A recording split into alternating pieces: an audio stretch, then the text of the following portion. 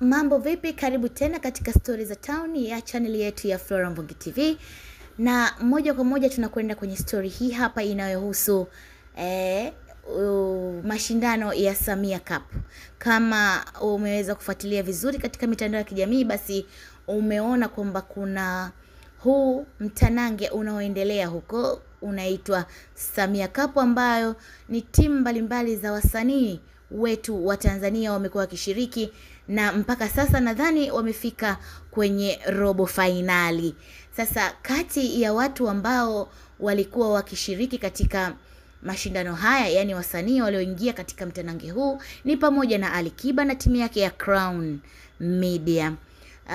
Hivi karibuni Alikiba katika mechi hii ya Samia Cup aliweza kutolewa, yani kuaga mashindano, yani haendelei tena na mashindano.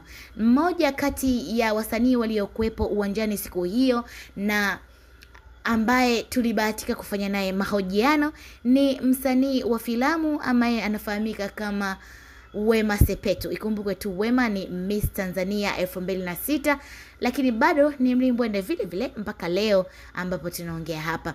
Katika mahojiano ambayo alifanya na media tofauti tofauti, aliweza kuhojiwa na kuulizwa, kwa sababu Wema pamoja na Alikiba walikuwa, yani sio kwamba walikuwa ni marafiki mpaka leo, na Wema huwa anamuita Alikiba bichwa.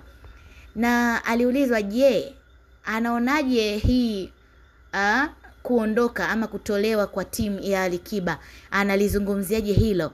Na Wema alisema kwamba alistahili kutolewa, jibu ambalo liliwashangaza waandishi wa habari, kwa sababu wanajua Wema ni rafiki wa Alikiba na walitegemea labda angemtetea kinamna moja ama nyingine, lakini moja kwa moja alidai kuwa alistahili kutoka. Na hata kama ingetokea akaja kukutana na timu ambayo yuko yeye anaishabikia kwa sasa, ambayo ni ya Wozu, basi hata hapo pia asingeweza kutoboa.